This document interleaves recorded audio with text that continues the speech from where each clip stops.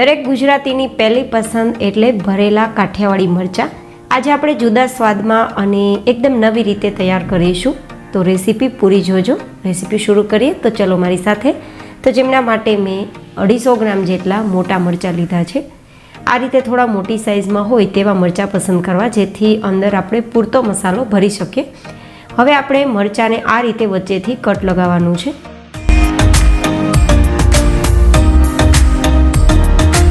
આ રીતે વચ્ચેથી કટ લગાવી અને અંદર જેટલા પણ તેના બીજ હોય તેને આપણે હટાવી દઈશું. જો મોટી કોઈ અંદર નસ હોય તો તેને પણ કાઢી લેવી, જેથી તીખાશ ઓછી થઈ જાય. તો આ રીતે બધા જ મરચાંમાંથી આપણે કટ લગાવી અને બીજ હટાવી દઈશું.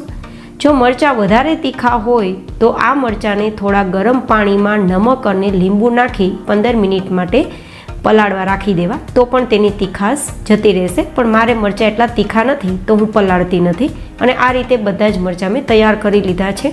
હવે આપણે મસાલો તૈયાર કરવા માટે એક કડાઈમાં લગભગ 1 થી 1.5 મોટી ચમચી હોય તેટલું તેલ ગરમ થવા માટે રાખ્યું છે. તેલને આપણે હલકું ગરમ થાય પછી 1 કપ જેટલો ચણાનો લોટ ઉમેરીશું.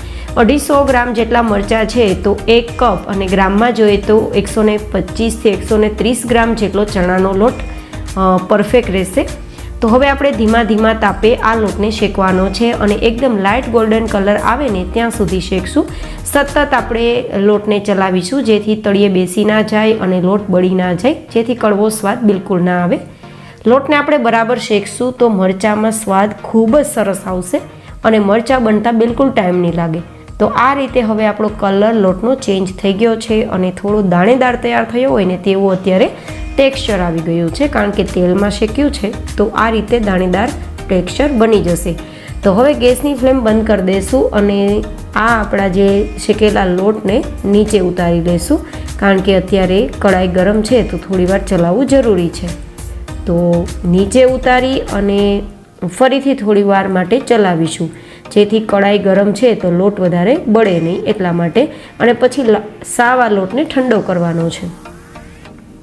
આ લોટ સાવ ઠંડો થઈ ગયો છે તો આપણે ડ્રાય મસાલા ઉમેરીશું, જેમાં 1 નાની ચમચી જેટલું અથવા ટેસ્ટ પ્રમાણે નમક, ચપટીક જેટલી હળદર અને 1 થી 1.5 મોટી ચમચી જેટલું ધાણા જીરું પાવડર અને 1/2 નાની ચમચી જેટલું કાશ્મીરી લાલ મરચું પાવડર, જેથી કલરફુલ મસાલો તૈયાર થાય. ચપટીક જેટલી હિંગ ઉમેરીશું અને 1 ચમચી જેટલી કસૂરી મેથી. જનરલી કસૂરી મેથી સ્ટફિંગવાળા મરચાંમાં કોઈ નથી ઉમેરતું, પણ અહીંયા મેં ઉમેરેલો છે. ખૂબ જ સ્વાદિષ્ટ તમારા મરચાં તૈયાર થશે. ઘરમાં હોય તો જરૂર ઉમેરજો. અને મીઠાશ માટે 1 મોટી ચમચી જેટલો દેશી ગોળ ઉમેરું છું. તમે ખાંડનો ઉપયોગ કરી શકો છો. ગોળ અને કસૂરી મેથી આ બંને વસ્તુ નાખી અને પછી મસાલો તૈયાર કરજો. બહુ જ ટેસ્ટી આપણા મરચાંનો મસાલો તૈયાર થશે. બસ આ બંને વસ્તુ આપણા મસાલામાં યુનિક રહેશે. સાથે 1 મોટી ચમચી જેટલો લીંબુનો રસ ઉમેરું છું. અને હવે આ રીતે બધું જ મિક્સ કરી દઈશું. મુઠ્ઠીમાં આપણો લોટ બંધાવા લાગે ને ત્યાં સુધી આપણે મિશ્રણ મિક્સ કરવાનું છે. અને આમાં 1 પણ ટીપું પાણી નહીં ઉમેરીએ, જેથી આ મસાલાને 10 દિવસ સુધી આપણે સ્ટોર પણ કરી શકીએ. આ મસાલો તમે એકવાર તૈયાર કરી એરટાઇટ બોક્સમાં ભરીને રાખી શકો છો, જેથી જ્યારે પણ આપણે આ મસાલાનો ઉપયોગ કરવો હોય ને ત્યારે ફટાફટ કરી શકીએ. તો હવે આપણે આ આપણો મસાલો તૈયાર થઈ ગયો છે ને, તો મરચાંમાં દબાવીને ભરીશું. આ રીતે તમને લાગશે કે મસાલો થોડો એકદમ ડ્રાય છે, બટ બિલકુલ ટેન્શન ના લેતા. આટલો મસાલો ડ્રાય જોઈએ છે આપણે, જેથી મસાલાની અંદર ભરેલા મરચાં એકદમ સરસ રીતે બાઇન્ડ થઈ જશે. આ મરચાંને તમે એરટાઇટ બોક્સમાં પેક કરી ફ્રીઝમાં રાખીને 10 દિવસ સ્ટોર કરી શકો છો. અને આ મસાલો પણ તમે 10 દિવસ માટે એરટાઇટ બોક્સમાં ભરીને સ્ટોર કરી શકો છો. તો જ્યારે પણ તમને ઉતાવળ હોય ત્યારે મરચાંને આ રીતે ભરી અને ફ્રીઝમાં રાખી શકો છો. 10 દિવસ સુધી તમે આ મરચાંનો ઉપયોગ ગમે ત્યારે કરી શકો છો મિત્રો. તો આ રીતે મેં બધા જ મરચાંને ભરી લીધા છે. હા, તડકો લગાવ્યા પહેલાં આપણે 10 દિવસ સ્ટોર કરી શકીએ છીએ, અને તડકો લગાવીને મરચાંને 1 દિવસ માટે સ્ટોર કરીને ખાઈ શકીએ છીએ. તો સમજવામાં કન્ફ્યુઝન ના થાય તે માટે મેં આ રીતે તમને બરાબર સમજાવ્યું છે. હવે આપણે મરચાંને તડકો લગાવવો હોય તો આપણે લગભગ 2-3 ચમચી જેટલું તેલ ગરમ કરવાનું, અને તેલ ગરમ થાય તો 1/2 નાની ચમચી જેટલું રાઈ, જીરું અને હિંગ ઉમેરવાની અને થોડી વાર સાતળવાનું. પછી આપણે બધા જ મરચાં આ તેલમાં ઉમેરી દેવાના. આ રીતે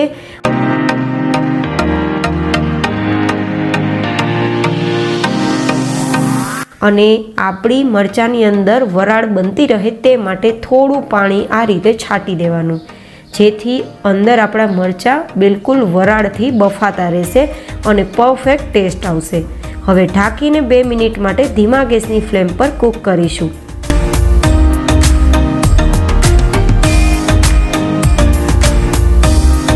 બે મિનિટ પછી આપણે નીચેની સરફેસ બદલી લેવાની છે.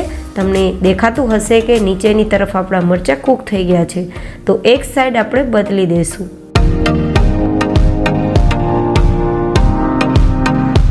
અને આ રીતે આપણે સાઈડને બદલી અને પછી ફરીથી પાણી થોડું ઉપરથી આ રીતે છાંટી દઈશું, જેથી ફરીથી આપણા મરચાંની અંદર સ્ટીમ બની રહે અને વરાળના કારણે આપણા મરચાં એકદમ ટેસ્ટફુલ તૈયાર થાય. ફરીથી ઢાંકીને 2 મિનિટ કૂક કરીશું.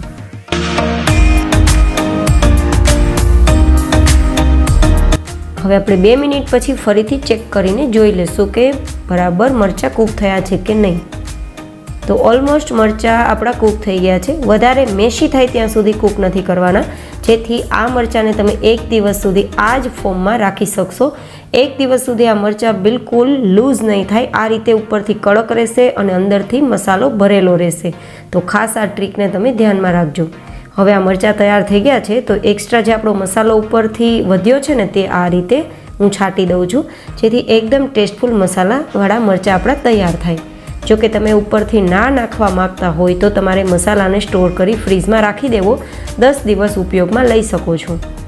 તો આ રીતે એકવાર આપણા મરચાંને આપણે મસાલા સાથે મિક્સ કરી દઈશું. તો આ મસાલા સાથે આપણા મરચાં એકદમ મિક્સ થઈ જશે.